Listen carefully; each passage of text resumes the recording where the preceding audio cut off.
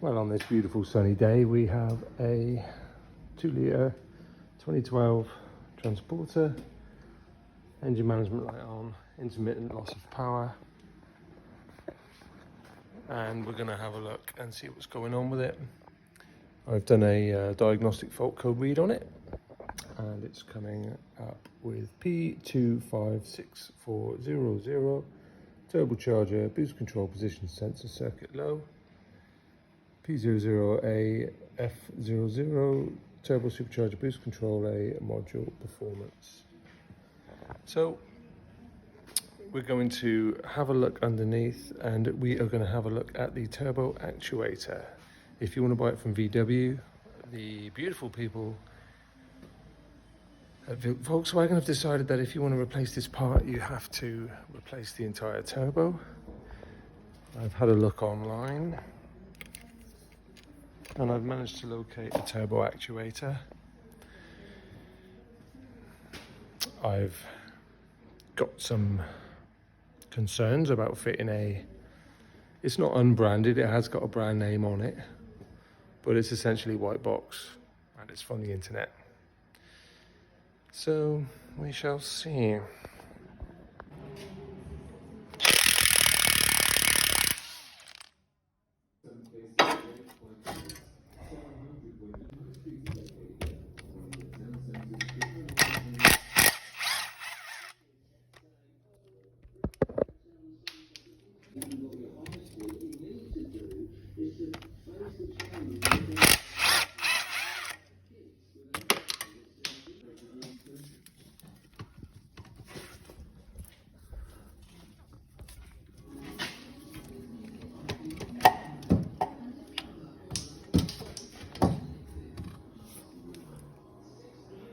Important to check the splines inside the drive shaft as well when you take them off, and also the state of the stud, because they often wear.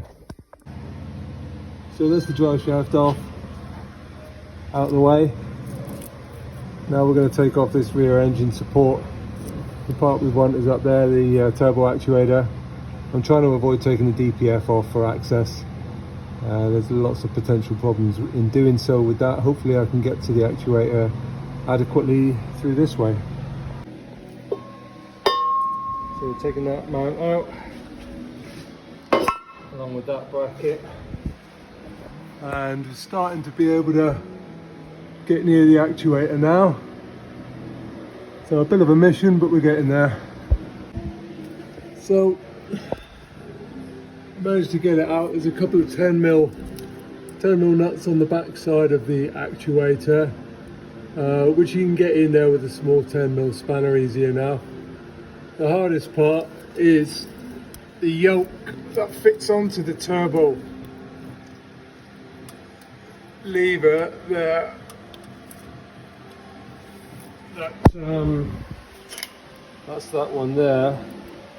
It's held on by a tiny little circlet.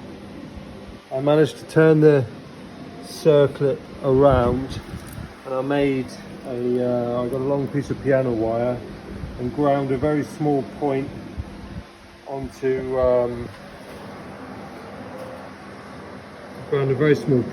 the end of that, so I could just get it in there, hook it, and get the circlip out. And didn't lose it, to my amazement. I was sure I was going to send that pinging across the workshop. So it's doable. You slide that off the actuator arm, and before I did that, I took the precaution of connecting the new one up and seeing if there were any fault codes.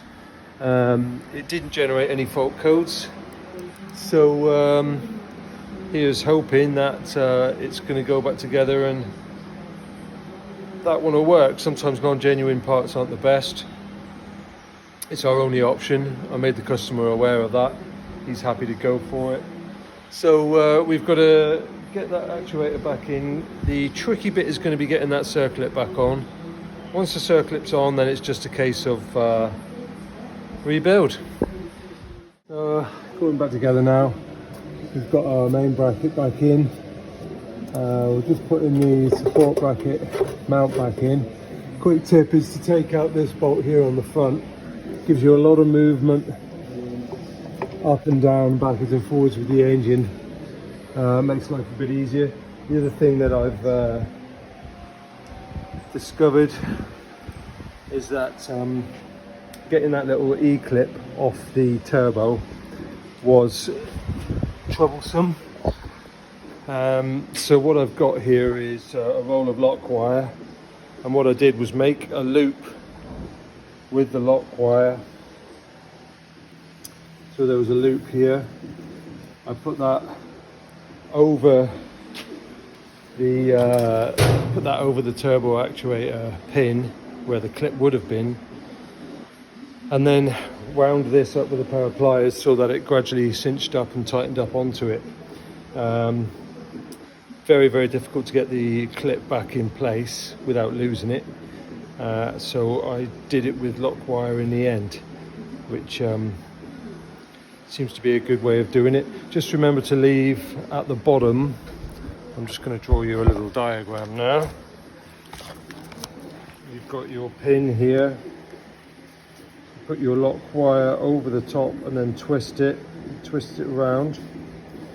As you cinch it up, try to leave it so that at the bottom of the lock wire there is a tiny gap where somebody can get a pick in there and open that up to get it back off. If you do it too tight, you might make some poor guy's life a misery in the future.